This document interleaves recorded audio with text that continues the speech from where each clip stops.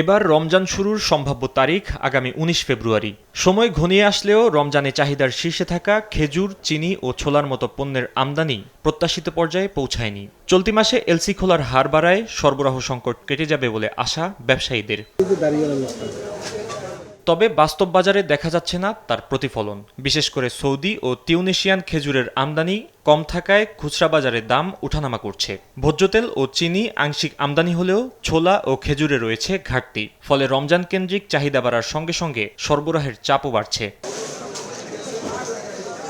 কারওয়ান বাজারের ব্যবসায়ী জাকির হোসেন তার মতে, রমজানে বাজার দর নিয়ন্ত্রণে রাখা নির্বাচিত সরকারের জন্য বড় চ্যালেঞ্জ। সামনে যে সরকার গঠন করবে, প্রথম চ্যালেঞ্জ হবে এই জনগণকে যে বিদ্যুৎ, গ্যাস, পানি বিভিন্ন রকম সমস্যাগুলি সমাধান করা।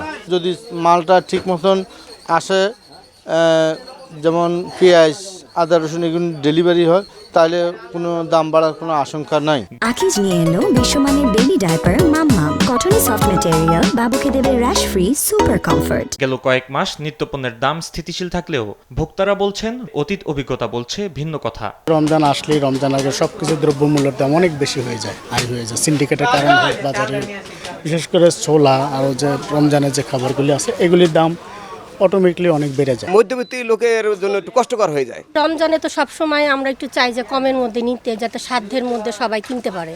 মানুষ যাতে মজুত করে না রাখে, নিজের জন্য সবার জন্য সাশ্রয় হয়, কিনতে পারে সবাই সাধ্যের মধ্যে। আমদানিতে শুল্ক ছাড়, বাজার মনিটরিং ও সিন্ডিকেটের বিরুদ্ধে ব্যবস্থা নিশ্চিতে কাজ করছেন সংশ্লিষ্টরা। এই ভোক্তা স্বার্থ সংরক্ষণ অধিদপ্তর মোবাইল কোর্টের মাধ্যমে তাদের সার্ভিলেন্সকে বাড়াতে পারে এবং রসিদ যাচাই করে দেখতে পারে যে খুচরা পর্যায়ে কত বিক্রি হচ্ছে আর আসলে পাইকারি পর্যায়ে কত বিক্রি হচ্ছে। দ্রব্য মূল্যের তালিকা ঝুলিয়ে রাখতে হবে। বাজার বিশ্লেষকদের মতে, আমদানি নির্ভর পণ্যের আমদানি সময় মতো নিশ্চিত করা না গেলে রমজান জুড়েই বাড়তি দামের চাপ সামলাতে হবে সাধারণ মানুষকে। ফাহিম ইউসুফ, দেশ টিভি, ঢাকা।